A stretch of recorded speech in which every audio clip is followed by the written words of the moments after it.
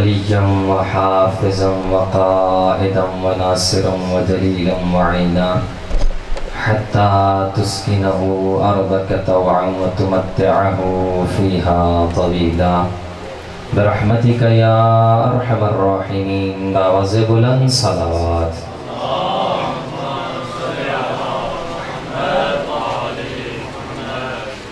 أعوذ بالله السميع العليم من غضب الجبار ومن الشيطان الرجيم. بسم الله الرحمن الرحيم. الحمد لله الذي لا يبلغ مدحته القائلون ولا يحصي نعماءه العادون ولا يؤدي حقه المجتهدون الذي لا يدركه بعد الهمم ولا يناله غوص الفطن الذي ليس لصفته حد محدود ولا نعت موجود ولا وقت معدود ولا أجل ممدود فطر الخلائق بقدرتي ونشر الرياح برحمتي وابتدى بالصخور ميدان أرضي. الصلاة والسلام التحية والإكرام على النبي الأمي المكي المدني القرشي الهاشمي أبا القاسم محمد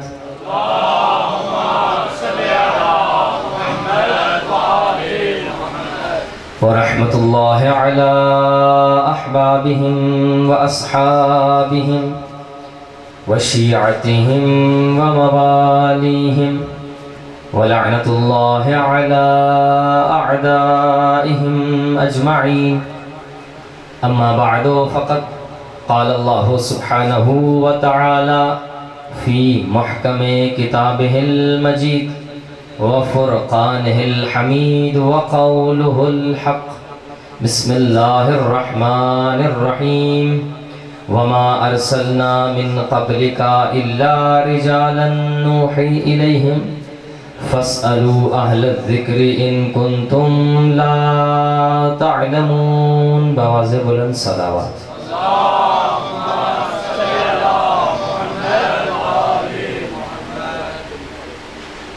حمد و ثنا ہے اس ذات واجب الوجود کے لیے، وہ ذات جو ذہن میں آتی نہیں، فکر میں سماتی نہیں، الفاظ اس کا احاطہ کر سکتے نہیں، دائرے تخیل وہاں تک پہنچ سکتا نہیں، زمانی وہ نہیں، مکانی وہ نہیں، جگہ میں گھرا ہوا نہیں، لائق اشارہ نہیں، قابل تجزیہ نہیں، حلول ممکن نہیں. اس لیے اللہ تبارک و تعالیٰ نے چند ہستیوں کو خلق فرما کے انہیں ہمارا ہادی، امام، رہنما، پیشوا بنا کے دنیا والوں کو یہ بتایا، دنیا والوں انہیں دیکھتے چلے جاؤ اور ہدایت کے رستوں کو طے کرتے چلے جاؤ. سامعین گرامی قدر، علم، شعور اور تشیع کے عنوان سے ہم نے جس سلسلے گفتگو کا آغاز کیا اپنے چوتھے مرحلے میں داخل ہو چکا، اور میں نے آپ کی خدمت میں یہ عرض کیا کہ ارشاد رب العزت ہے کہ فَاسْأَلُوا أَهْلَ الذِّكْرِ إِن كُنتُمْ لَا تَعْلَمُونَ. اگر تم نہیں جانتے تو اہل ذکر سے سوال کرو، کیونکہ انسان جب کسی چیز کے بارے میں نہیں جانتا تو اگر جاننا چاہتا ہے تو وہ سوال کرے، کیونکہ امام فرماتے ہیں کہ یہ علم ایک ایسا خزانہ ہے کہ جس کے اوپر تالا لگا ہوا ہے اور اس کی چابی کا نام سوال ہے. اگر وہ تالا کھولنا چاہتے ہو تو سوال کرو، سوال کرو گے جواب ملے گا. تو فرمایا اس آیت کی ضمن میں ہمارا جو سلسلہ گفتگو چل رہا تھا اور کل اس مقام پہ بات رکی تھی، اور میں نے آپ کی خدمت میں عرض کیا کہ انسان قرآن پڑھتا ہے، قرآن کی آیات لیکن میں نے آپ کی خدمت میں یہ واقعہ عرض کیا کہ کچھ لوگوں نے قرآن کے تضادات نکالے اور امام کے سامنے لائے کہ قرآن کی ایک آیت دوسری آیت سے نہیں ملتی، قرآن کی ایک بات دوسری بات سے نہیں ملتی۔ بات یاد ہے نا؟ توجہ ہے حضرات کی؟ اگر تھکے نہیں تو ایک باواز بلند صلوات پڑھیے۔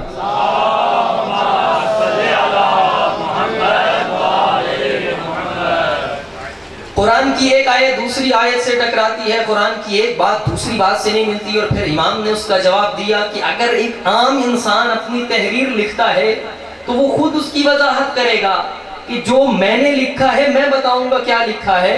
تو جب قرآن اللہ کا کلام ہے تو اس کی وضاحت یا خود اللہ کرے گا یا وہ کریں گے جن پہ قرآن نازل ہوا، وہ بتائیں گے یہ قرآن کیا کہہ رہا ہے۔ اس کی تفسیر اپنی مرضی کی تفسیر نہیں ہوگی۔ قرآن کی تفسیر یا معصوم کی روایت کی تفسیر میں اپنی جیب سے نہیں کروں گا۔ میں اپنی بات اگر کہہ رہا ہوں تو میں اس کو وضاحت کرنے کا حق رکھتا ہوں، اور یہی وجہ ہے کہ ایک شخص امام جعفر صادق علیہ السلام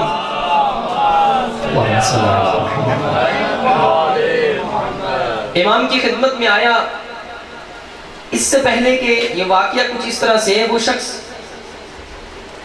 ایک وقت کے دربار اور خلافت کے پاس گیا یہ سوال اٹھا کے کہ تمہارا دعویٰ ہے یہ قرآن اللہ کا کلام ہے؟ بے شک قرآن اللہ کا کلام ہے۔ اور اس نے قرآن کی آیت پڑھی، عیسائی تھا، عیسائی عالم دین، قرآن کی آیت پڑھی اور کہا کہ اللہ قرآن میں کہہ رہا ہے لَوْ كَانَ مِنْ عِنْدِ غَيْرِ اللَّهِ لَوَجَدُوا فِي اخْتِلَافًا كَثِيرًا۔ اگر یہ قرآن اللہ کے علاوہ کسی اور کی کتاب ہوتی تو اس میں اختلاف ہوتا۔ بالکل، یہ قرآن اللہ کی کتاب ہے، اللہ کا کلام ہے۔ تمہارا دعویٰ ہے مسلمانوں کا، ہمارا دعویٰ ہے۔ اچھا تمہیں یقین ہے اس قرآن میں اختلاف نہیں؟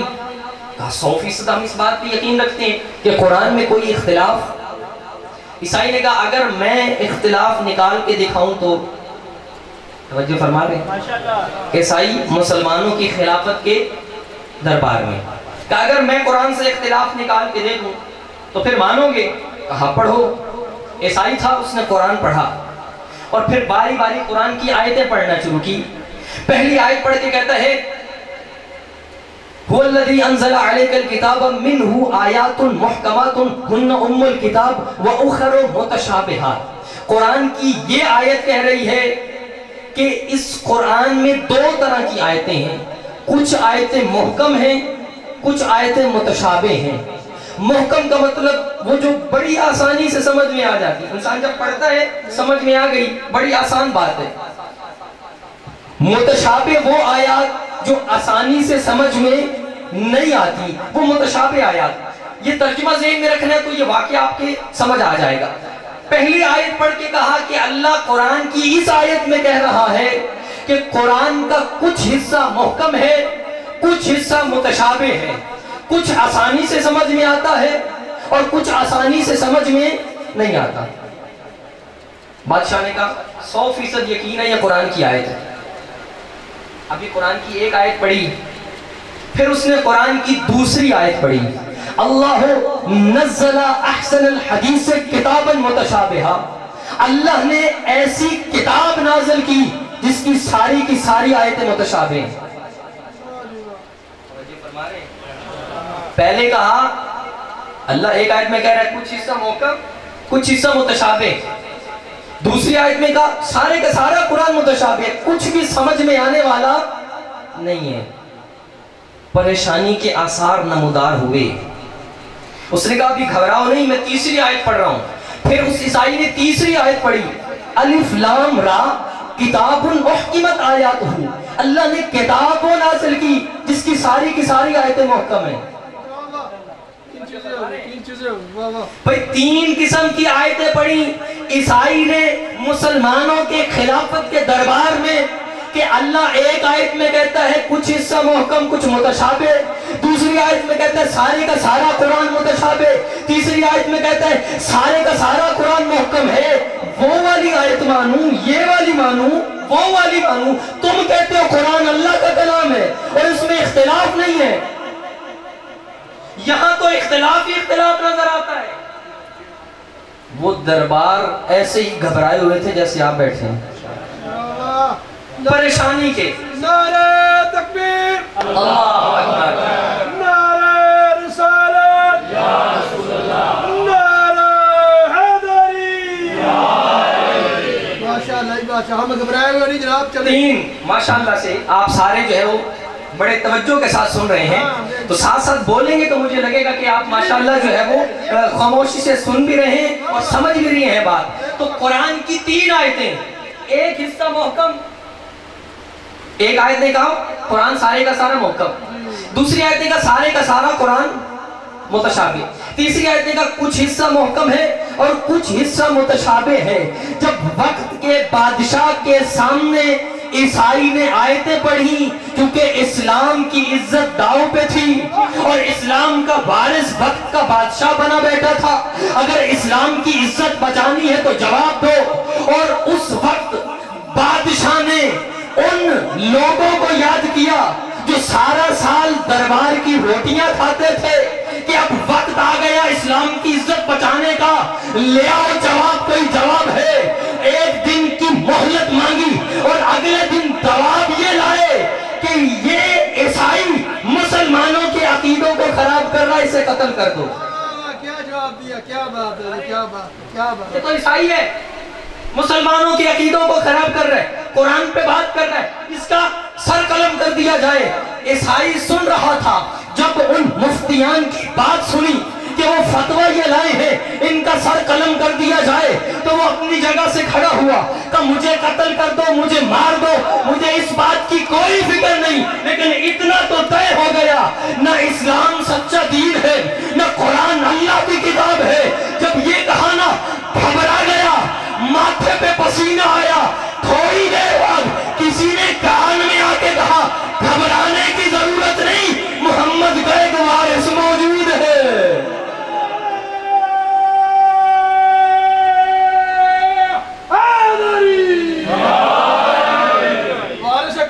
پریشان کیوں بیٹھے ہو؟ قرآن کا وارث ابھی موجود ہے، قرآن سمجھانے والا موجود ہے، قرآن پڑھانے والا موجود ہے، پریشان کیوں ہو گئے ہو؟ اتنے میں سارے کا سارا مجمع جعفر صادق کے دروازے پہ۔ آج مشکل آ گئی اور خدا کی قسم کیوں مشکل نہ حل کرے، یہ تو مشکل کشا کا بیٹا ہے، اسی علی کا بیٹا ہے۔ جب مشکلیں حل نہ ہوتی تھی تو لوگ علی کے دروازے پہ نظر آتے تھے۔ آج وہی ماجرا ہے کہ سارا دربار جعفر صادق کے گھر پہ ہے۔ اور پھر جب عیسائی کو سامنے لایا گیا، وہ عیسائی جانتا نہیں تھا کہ یہ کون ہے۔ امام کو دیکھا اور مسکرا کے کہا سوال کروں؟ مولا نے کہا پوچھو۔ اسے لگ رہا تھا جیسے باقی مفتیان ہیں یہ بھی انہی طرح ہیں۔ کہا قرآن کی آیت پڑھوں؟ کہا پڑھو۔ کہا قرآن کی پہلی آیت پڑھی کہ قرآن سارے کا سارا متشابہ ہے۔ امام نے کہا بالکل ٹھیک۔ دوسری آیت پڑھی سارے کا سارا محکم ہے۔ امام نے کہا بالکل ٹھیک، بالکل 100% یقین ہے یہ اللہ کا کلام ہے۔ پھر تیسری آیت پڑھی کچھ حصہ محکم کچھ حصہ متشابہ، تو بالکل یہ بھی قرآن کی آیت ہے، کیا تمہیں اس میں اختلاف نظر نہیں آ رہا؟ مولانا کا ذرہ برابر اختلاف نہیں، یہ قرآن اللہ کا کلام ہے اور اللہ کا وعدہ ہے، تمہیں اس میں اختلاف نظر نہیں آئے گا۔ وہ کہتے ہیں مجھے تو اختلاف نظر آ رہا ہے۔ مولا نے کہا یہ قرآن کی 3 قسمیں نہیں، یہ بندوں کی 3 قسمیں ہیں کہ جو ہم سے محبت کرتے ہیں ان کے لیے کچھ حصہ محکم ہے کچھ حصہ متشابہ ہے، اور جو ہمارے دشمن ہیں ان کے لیے سارے کا سارا قرآن متشابہ، اور ہم آل محمد کے لیے سارے کا سارا محکم ہے۔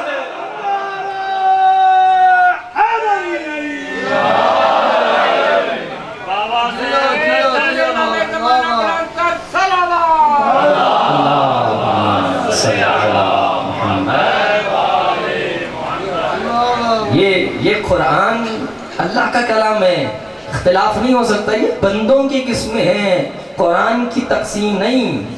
یہ بندے ہیں جو ہمارے چاہنے والے ہیں، وہ پڑھتے ہیں قرآن، کچھ حصہ سمجھ میں آتا ہے کہیں سے کچھ مشکل درپیش ہوتی ہے، اچھا رک کے اگلا سوال بتاؤں، سوال کا جواب اس میں سنا، گھبرایا نہیں، پھر اگلا سوال، اچھا جب اللہ نے قرآن کو قیامت تک کے لوگوں کے لیے ہدایت بنایا، اچھا اس سے پہلے جتنی کتابیں آئیں، توریت، زبور، انجیل، ساری کی ساری ختم ہو گئی، ان کی تعلیمات اب باقی نہیں ہے، تحریف ہو چکی ہے، لیکن جب اللہ نے قرآن نازل کیا فرمایا اِنَّا نَحْنُ نَزَّلْنَا الذِّكْرَ وَإِنَّا لَهُ لَحَافِظُونَ، قرآن ہم نے نازل کیا ہے تو اس کی حفاظت بھی ہم کریں گے، تو قرآن کی حفاظت کا ذمہ اللہ نے اپنے ذمہ لیا، تو بھئی یہ بات طے ہوگی کہ قرآن میں کبھی تحریف تو نہیں ہو سکتی۔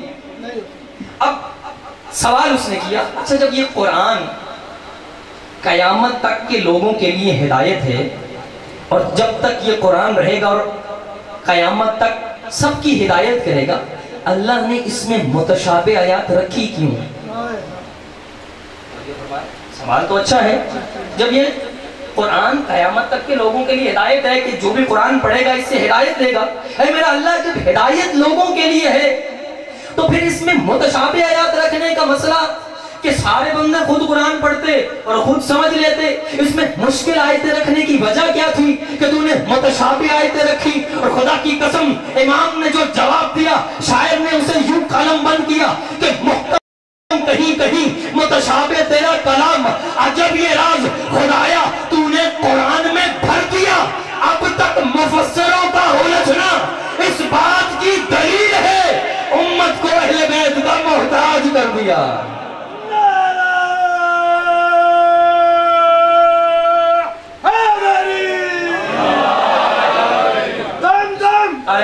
ہر دم چمن چمن گلی گلی نعرہ حیدری، جیو جیو کیا متشابہ آیات رکھی اس لیے جب قرآن پڑھو جہاں سے قرآن سمجھ نہ آئے وارث قرآن کے پاس جاؤ، تمہیں وارث قرآن بتائے گا، کیونکہ جب اپنی مرضی سے پڑھو گے تو بات سمجھ میں نہیں آئے گی، پھر معصوم کی طرف جانا پڑے گا، وہ بتائے گا قرآن کی یہ آیت کیا کہہ رہی ہے، دوسری آیت کیا کہہ رہی ہے، کیونکہ اللہ نے خالی کتاب تھوڑی دی، فرمایا کہ میں دو چیزیں چھوڑ کے جا رہا ہوں، قرآن اور اہل بیت، اور یہ دونوں ایسے مضبوطی سے آپس میں رہیں گے اور قیامت تک حوض کوثر پر دونوں اکٹھے جائیں گے۔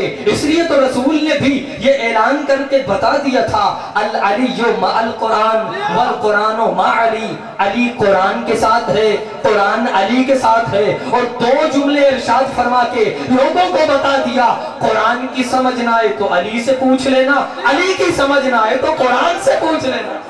نعرہ حیدری،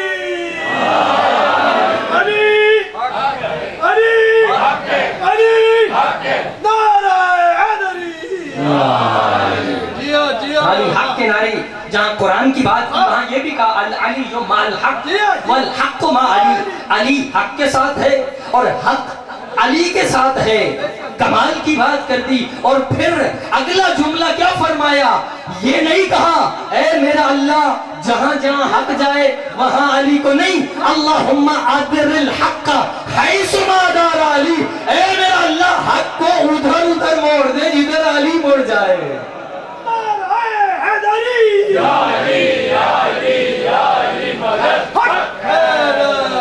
اس لیے تو مولا نے فرمایا تھا اے عمار پوری کائنات ایک رستے پہ جا رہی ہو اور اکیلا علی دوسرے رستے پہ جا رہا ہو، ساری کائنات کو چھوڑ دینا، علی کا رستہ کبھی نہ چھوڑنا۔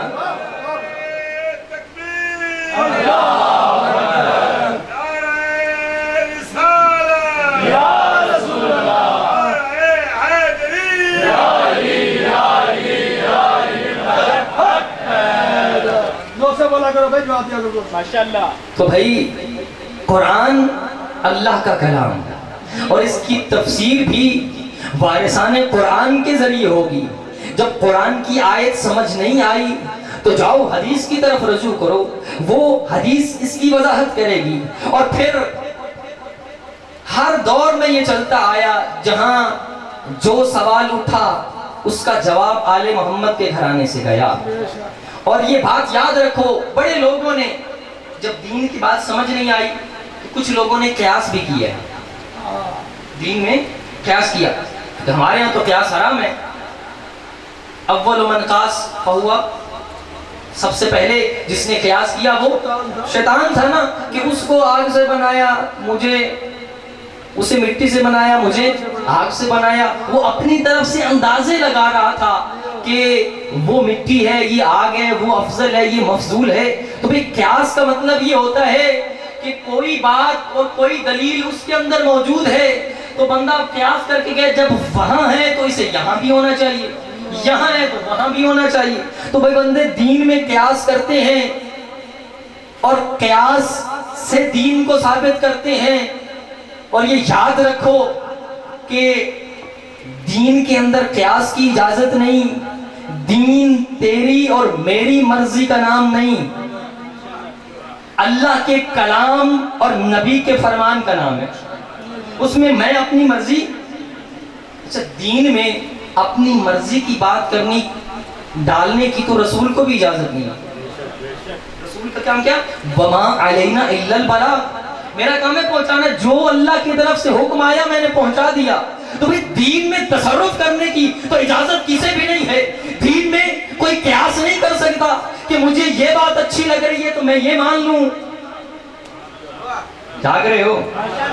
یہ بات مجھے اچھی لگی تو یہ تو میں مان لوں گا، جب یہ میرے دل کو نہیں اچھی لگ رہی۔ بھئی میرے دل کو اچھی لگے یا نہ لگے، جب بات دین کی ہے تو جو دین کی بات ہے اس پہ عمل کرنا پڑے گا۔ میں اپنی جیب سے کوئی بات ڈال نہیں سکتا دین میں، کیونکہ میں اپنی مرضی کی مانوں، جہاں مجھے اچھا لگے، اور جہاں مجھے اچھا نہ لگے وہاں میں بات نہ مانوں۔ یہاں تو یہ اچھی ہے لیکن یہ وہاں اچھی ہے۔ بھئی دین میں قیاس نہیں ہے۔ یہی تو وجہ ہے کہ جب اللہ نے کہا تھا اے لوگوں، جب میں آدم کو پیدا کروں تو سارے فرشتے سجدے میں گر جانا، لیکن ابلیس نے انکار کیا، کہا اے اللہ اس کو سجدہ کرنا مجھے اچھا نہیں لگ رہا، بس اس ایک سجدے سے بچا لے، میں چپے چپے پہ تیری عبادت کروں گا۔ اللہ نے کہا اخرج فإنک رجیم، نکل جا میری بارگاہ سے۔ عبادت وہ نہیں جو تیری مرضی کا نام ہو، عبادت وہ ہے جو میری مرضی کا نام ہے۔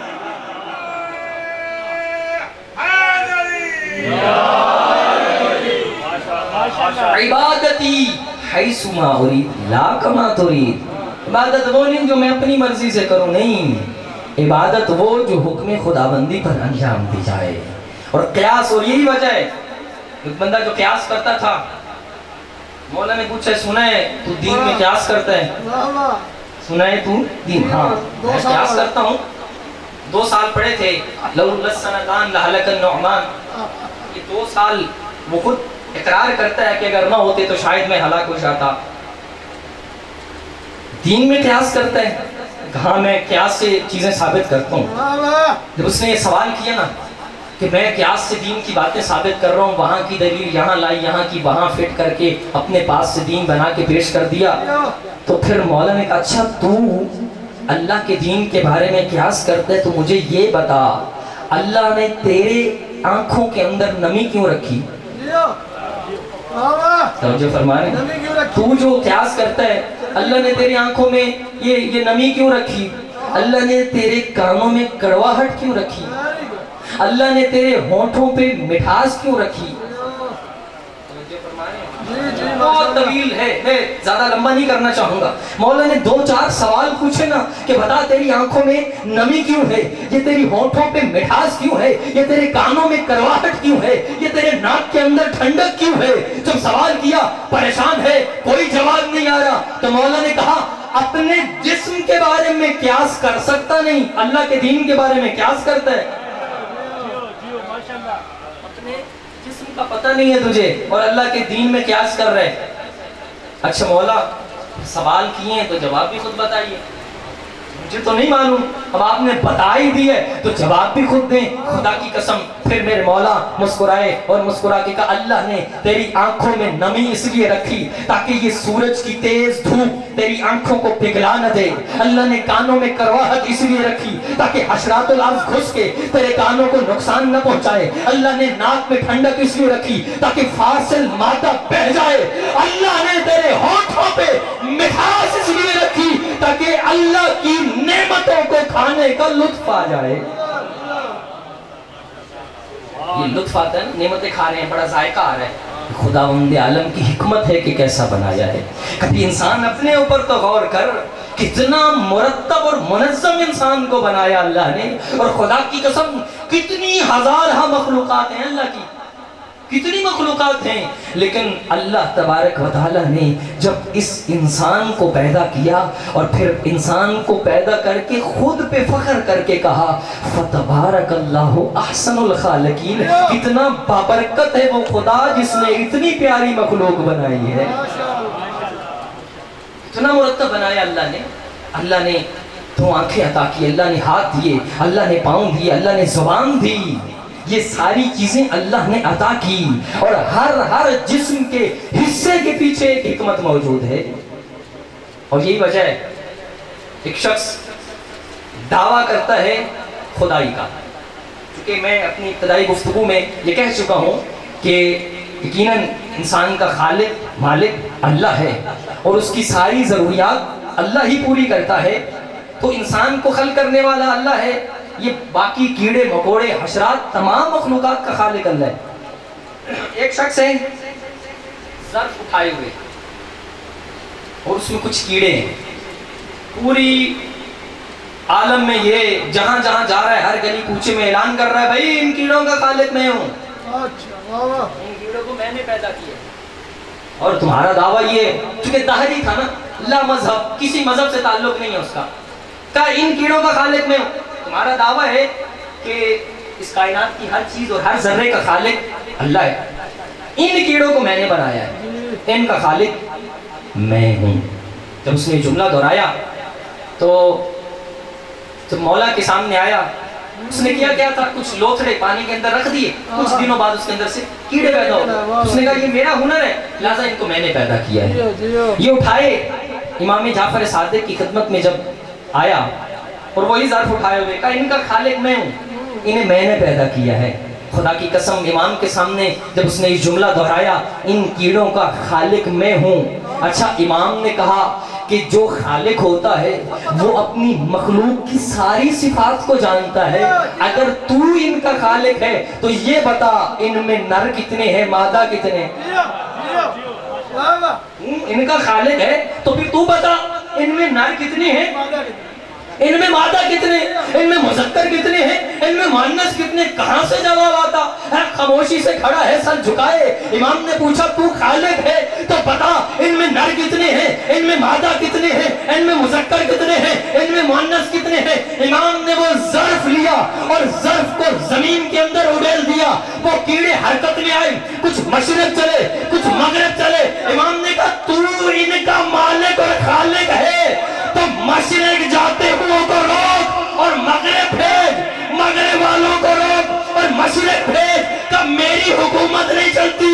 مولا نے کہا ادھر توجہ کر، میں ان کا خالق نہیں، میں ان کا مالک نہیں. اگر مشرق والوں کو حکم دوں تو مغرب چلے جائیں، مغرب والوں کو حکم دوں تو مشرق چلے جائیں.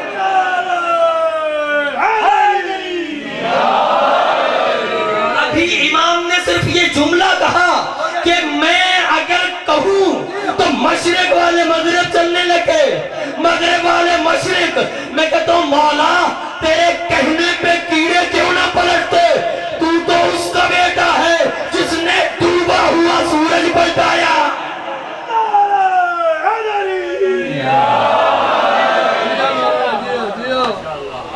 اللہ نے جو بھی مخلوقات پیدا کی ہر کے پیچھے حکمت موجود ہے.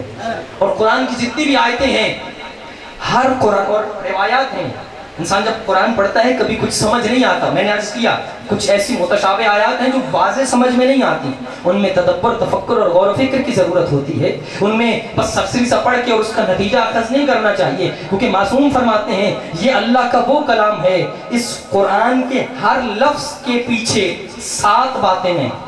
پھر اگلا جملہ 7 نہیں 70 باتیں ہیں, 70 نہیں 70,000 باتیں ہیں. قرآن کے ایک ایک لفظ کے پیچھے کتنی حکمتیں چھپی ہوئی ہیں جن سے انسان آگاہ نہیں. ایک لفظ کے پیچھے 70,000 حکمتیں ہیں, اور کیا خوب حکمتیں اللہ نے اس قرآن کے اندر نازل کی. ہو سکتا ہے بہت ساری حکمتیں ہوں, کچھ حکمتیں ہم جانتے ہوں اور کچھ نہ جانتے ہوں. اور یہ جو حکمتیں ہیں اللہ نے, ان کو جب تک انسان سمجھے گا نہیں بات سمجھ میں نہیں آتی, اور جہاں سمجھ نہ آئے وہاں ہمارے سے قرآن کی ضرورت پڑتی ہے کہ انسان اس دروازے پہ جائے اور سمجھے کہ اللہ کہنا کیا چاہ رہا ہے. یہی وجہ جسے سمجھ نہیں آئی, کسی نے قیاس کیا دین میں, کسی نے اپنی مرضی سے باتیں بنائی اور دین میں داخل کر دی.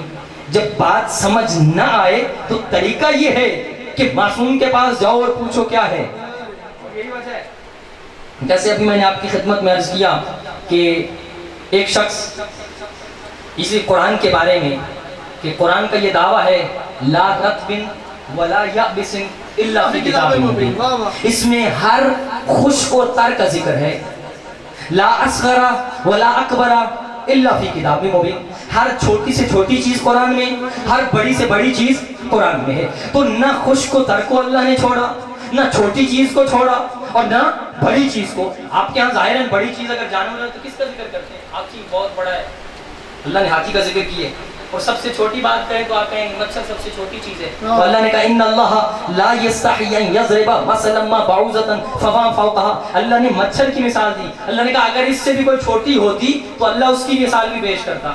تو یہ اللہ نے قرآن میں ساری چیزیں بیان کی ہیں, چھوٹی سے چھوٹی چیز, بڑی سے بڑی چیز, ہر خشک و تر کا قرآن میں ذکر ہے. پھر بندہ آ گیا جس کو سمجھ نہیں آئی, پھر مولا کے پاس آیا, مولا قرآن کی آیت ہے کہ ہر چھوٹی سے چھوٹی خشک و تر سب چیزیں ذکر ہیں, مجھے تو نہیں نظر آتی کہ ہر چیز قرآن کے اندر ہے. توجہ رکھیے گا, یہ قرآن کے باتیں سمجھ میں کیسے آئیں گے اس کا جواب دے رہا ہوں میں کہ ہمیں تو بھائی نہیں پتہ چلتا قرآن میں چھوٹی سے چھوٹی چیزیں, بڑی ساری چیزیں قرآن میں ہمیں نظر نہیں آتی. مولا کھجور تناول فرما رہے تھے, ہاتھ میں گٹھلی پکڑی. مولا نے کہا میرے ہاتھ میں کیا ہے؟ کہا مولا کھجور کی گٹھلی ہے. مولا نے کہا اگر میں کہوں کہ میرے ہاتھ میں کھجور کا درخت ہے, توجہ فرمائیے گا, میرے ہاتھ میں کیا کہا؟ کھجور کی گٹھلی. مولا نے کہا اگر میں کہوں کہ یہ کھجور کا درخت ہے تو مان جائے گا؟ کہاں مولا مان جاؤں گا. مولا نے کہا ابھی تو یہ کھجور کا درخت بنا ہی نہیں, ابھی تو یہ گٹھلی ہے. کہا ابھی بنا نہیں ہے لیکن اس میں کھجور کے درخت بننے کی صلاحیت ہے. تو کھجور کا درخت بنے گا تب اسے پاکیزہ زمین میں بوئیں گے, اس میں پانی ڈالیں گے تو یہ کھجور کا درخت باہر نکل آئے گا. تو مولا نے کہا اللہ نے سارا علم قرآن میں رکھ دیا ہے, لیکن اس علم کو نکالنے کے لیے جس زمین کی ضرورت ہے وہ سینہ آل محمد ہے.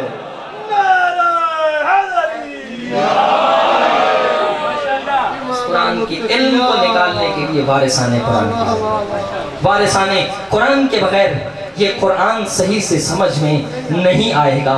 اور یہی وجہ ہے اللہ نے بارہا قرآن میں فرمایا ان اللہ علی کل شیء قدیر, اللہ تو ہر چیز پر قادر ہے. اللہ قادر مطلق ہے, اللہ ہر چیز پہ قدرت رکھتا ہے. اور سوال کرنے والے نے کہا اللہ جو ہر چیز پہ قادر ہے کیا اس کائنات کو انڈے میں بند کر سکتا ہے؟ ان اللہ علی کل شیء قدیر, اللہ جو قادر ہے تو کیا اللہ اس پوری کائنات کو ایک انڈے میں بند کر سکتا ہے؟ مولا کے پاس جب آیا تو وہ تھا لکڑی کا کام کرتا ہے, بڑھئی جسے کہتے ہیں. امام نے اپنا عصا اٹھایا, اس کے حوالے کیا, کہ یہ چھڑی ہے, مجھے اس سے ایک میز اور ایک کرسی بنا کے دے. چھڑی اٹھائی اور کہا اس سے ایک میز اور کرسی بناؤ. کہا مولا عجیب بات ہے، میز کہاں، کرسی کہاں اور یہ چھوٹی سی چھڑی کہاں؟ مولا نے کہا کیا تو کاریگر نہیں ہے؟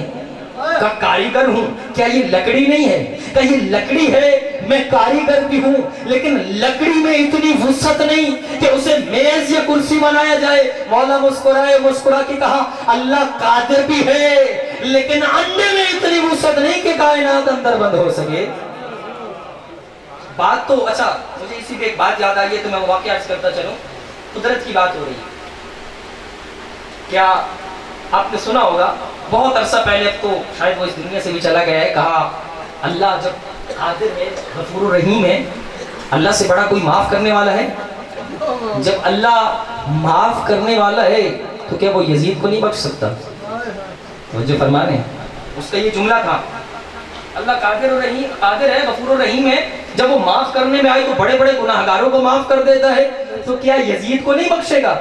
توجہ فرمائیے گا، کسی مولانا کے سامنے اس نے یہ جملہ کہا کہ اللہ قادر ہے، غفور الرحیم ہے، تو اس کی معافی میں یزید بھی تو اس کا بندہ ہے نا، ہے تو انسان، اس کا بندہ ہے، تو پھر کیا یزید بخشا نہیں جا سکے گا؟ جب اس نے یہ جملہ کہا نا تو کہا کہ کیا تم نے نماز پڑھی ہے؟ کہ نہیں نماز نہیں پڑھی، آؤ مل کے وضو کرتے ہیں۔ اس کا ہاتھ پکڑا مولانا نے اور لے گیا، ایک گندا پانی گزر رہا تھا، کہا یہاں بیٹھو اور وضو کرو، کہا یہاں بیٹھو وضو کرو پھر اس کے بعد نماز پڑھیں گے۔ اس نے کہا عجیب مولانا ہو، تمہیں نہیں پتا کہ وضو کے کچھ شرائط ہیں، کچھ آداب ہیں، وضو کی شرط ہے، پانی پاک ہونا چاہیے، پانی صاف ہونا چاہیے، پھر انسان اس سے وضو کرے تو اس کی نماز قبول ہوگی۔ گندے پانی اور نجس پانی سے تو وضو ہوتا ہی نہیں۔ یہ جب جملہ کہا تو کہا کیا تو وضو کرنے پہ قادر نہیں ہے؟ کہ قادر ہوں۔ کیا یہ پانی نہیں ہے؟ کہ یہ پانی بھی ہے، میں وضو کرنے پہ قادر بھی ہوں، لیکن یہ نجس پانی اس قابل نہیں کہ اس سے وضو کیا جائے۔ مولانا نے اس کی طرف دیکھ کے کہا اللہ قادر بھی ہے، غفور الرحیم بھی ہے، یزید اتنا نجس ہے اس میں صلاحیت ہی نہیں کہ وہ اپنے آپ کو معافی دلوا سکے۔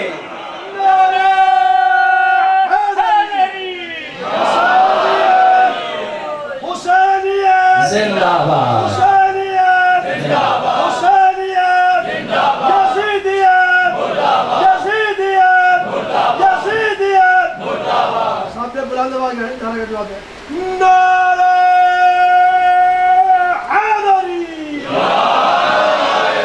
یہ حکمتیں ہیں قرآن مقدس کی۔ انسان کبھی قرآن پڑھے، غور و فکر سے پڑھے، اور پھر میں یہ کہا کرتا ہوں باقی تو پڑھتے ہیں، علی والا قرآن کیوں نہ پڑھے؟ جب رسول نے فرمایا کہ علی قرآن کے ساتھ، قرآن علی کے ساتھ، تو پھر علی والا تو قرآن پڑھے نا۔ کبھی اٹھا کے دیکھے، چند آیتیں ہی پڑھے، ضروری نہیں ہے کہ روزانہ پورا قرآن پڑھو، ایک پارہ پڑھو، نہیں، 2 آیتیں سمجھ کے ترجمے کے ساتھ پڑھ لیں، ہماری نجات کا سامان ہو جائے۔ اور قرآن سے آل محمد کا اتنا گہرا رشتہ تھا کہ یہ سر کٹ تو گیا لیکن قرآن کی تلاوت نہیں رکی۔ نوکے نیزہ پہ بھی حسین سورہ کہف کی آیتیں پڑھ پڑھ کے سنا رہے تھے۔ قرآن سے آل محمد کا اتنا رشتہ مضبوط تھا۔ اور کل میں عرض کر چکا کہ لوگوں نے حسین کو مدینے میں رہنے نہ دیا، اور حسین ابن علی نے یہ اعلان کر دیا سواریاں تیار کرو، اب یہ مدینہ رہنے کے قابل نہیں، یہاں اب ہمیں رہنے نہیں دیں گے۔ سواریاں تیار ہو چکی، سامان سفر باندھا جا چکا، قافلہ نکلا مدینے سے، اور منزلیں طے کرتے کرتے پھر ایک ایسے مقام پہ یہ قافلہ پہنچا کہ جس مقام پر آ کر حسین ابن علی کا گھوڑا رک گیا اور گھوڑے نے چلنے سے انکار کر دیا۔ روایتیں ہیں، میں ابھی بھی یہ روایت پڑھ کے آ رہا ہوں، بعض روایتوں میں ما زالا یتبدل الحسین الفروس، کہ گھوڑے پہ گھوڑا چینج کیا، 7 یا 8 گھوڑے چینج کیے حسین ابن علی نے، لیکن گھوڑے نے چلنے سے انکار کر دیا۔ گھوڑا اپنی جگہ سے آگے نہیں بڑھ رہا۔ یہاں رک کے آپ کے گریے کے لیے ایک جملہ کہنا چاہتا ہوں، 2 ہی مقام ہیں جہاں پر حسین کا گھوڑا رکا تھا۔ ایک یہ مقام مقام ہے جہاں گھوڑے نے چلنے سے انکار کیا، اور دوسرا وہ مقام ہے جب گھوڑے سے سکینہ لپٹی ہے۔ اجرکم علی اللہ۔ آپ کا ایک آنسو آ گئے نا، سچے دل کے ساتھ خدا کی قسم آپ کی ضمانت ہو جائے گی، سیدہ آپ سے راضی ہو جائیں گی۔ یہ جو آپ روتی ہیں نا، یہ مرہم ہے جناب سیدہ کے زخموں کے لیے۔ وہ دیکھتی ہیں کون میرے حسین کو رونے کے لیے آیا ہے۔ ہاں عزاداروں، جب گھوڑے پہ گھوڑا تبدیل کیا اور گھوڑے نے چلنے سے کیا انکار، اب اس وقت امام حسین نے کہا ذرا علاقے والوں کو بلاؤ، ان سے پوچھو تو صحیح یہ کون سی سرزمین ہے جہاں گھوڑا رک گیا۔ اور بنی اسد والوں کو بلایا گیا، بنی اسد والوں سے مولا نے پوچھا بتاؤ یہ کون سی جگہ ہے؟ کسی نے کہا یسمى الغازریہ، اسے غازریہ کہتے ہیں۔ مولا نے کہا اس کا کوئی اور نام بھی ہے؟ کہا مولا اسے شاطئ فرات کہتے ہیں۔ کیا اس کا کوئی اور نام بھی ہے؟ کہا اسے نینوا کہتے ہیں۔ پھر جب یہ سوال ختم ہو چکے نا، مولا نے پھر سے پوچھا کیا اس کا کوئی اور نام بھی ہے؟ ایک بوڑھا سن رسیدہ صفوں کو چیرتا ہوا حسین کے سامنے آیا، سر سے پاؤں تک دیکھ کے کہا یسمى کربن و بلا، اس سرزمین کو کربلا کہتے ہیں۔ کربلا کا نام آنا تھا۔ حسین نے کہا ان للہ و انا الیہ راجعون، ہماری کربلا آ گئی۔ اور دائیں بھی دیکھا پھر بائیں بھی دیکھا، عباس ہماری سواریوں کو بٹھاؤ، ہماری کربلا آ گئی، ہم اس جنگل کو آباد کریں گے۔ اور پھر زاروں قطار روئے حسین، اور رو کے کہا یہاں ہمارے بچوں کا خون بہایا جائے گا، اور یہاں ہمارے خیمے لگائے جائیں گے، اور یہاں خیموں کو آگ لگے گی۔ وہ منظر پیش کر دیا امام حسین نے۔ ہاں عزاداروں، اتر آئے اس سرزمین پہ، اور پھر اترنے کے بعد پہلا کام یہ کیا، اے بنی اسد والوں میں تم سے یہ کچھ زمین کا حصہ خریدنا چاہتا ہوں، اور تم کتنے میں بیچو گے؟ روایت کہتی ہے 60,000 دینار میں امام حسین علیہ السلام نے زمین کا وہ حصہ خریدا۔ اور خریدنے کے بعد جب خرید کر چکے نا، تو بنی اسد والوں سے کہتے ہیں اے بنی اسد والوں میں تمہیں یہ خریدی ہوئی زمین ہبہ کر دوں گا، اور رہتی دنیا تک جو میرے شیعہ آئیں گے یہ میں ان کو ہبہ کر کے جا رہا ہوں، لیکن میری کچھ شرطیں ہیں، میری شرطیں مانو تو میں یہ زمین تمہیں واپس کر دوں گا۔ ہاں جو ابھی تک نہیں رویا نا، ہاں عزادار حسین، اے زائر حسین، تو کربلا جاتا ہے نا، زیارت کرتا ہے، ذرا اپنا مقام تو سن۔ حسین ابن علی نے کیا کہا، یہ زمین تمہیں واپس کر دوں گا، میری پہلی شرط یہ ہے کہ میرے مرنے کے بعد جب بھی میرا زائر آئے انہیں 3 دن مہمان بنانا، اس کے کھانے کا خیال رکھنا، اس کے پانی کا خیال رکھنا، میرا کوئی زائر بھوکا نہ جائے اور میرا کوئی زائر پیاسا نہ جائے۔ اللہ آپ کو لے جائے کربلا، ہم 40 پہ وہ منظر دیکھتے ہیں، پانی کی سبیلیں لگی ہوئی ہے، نہ کسی کو کھانے کی فکر ہے نہ پانی کی فکر ہے۔ میں ہاتھ جوڑ کے کہوں گا مولا تمہیں ہماری پیاس کی فکر تھی، تیرا اصغر پیاسا رہ گیا، تیری سکینہ پیاسا۔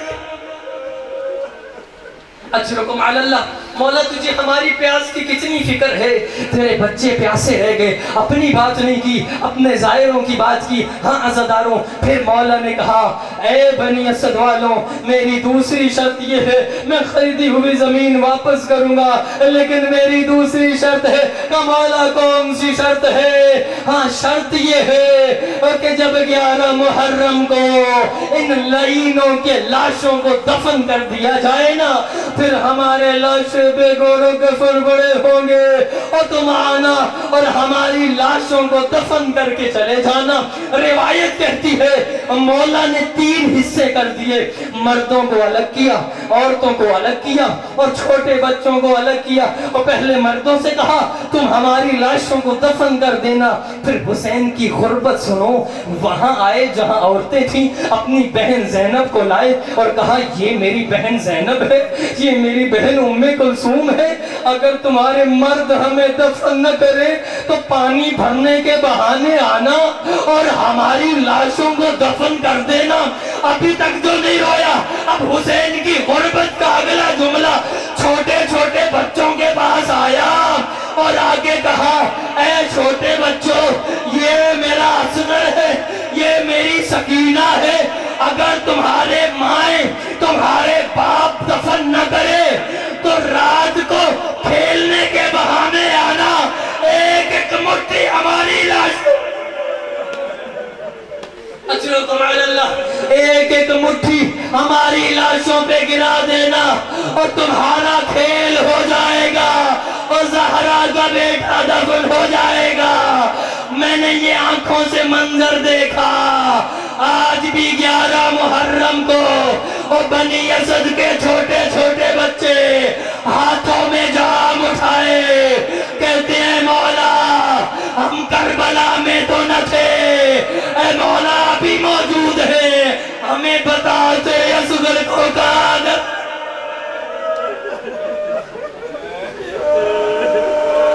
الا لعنت اللہ علی القوم الظالمین وسيعلم الذين ظلموا أي منقلب ينقلبون وآخر دعوانا أن الحمد لله رب العالمين۔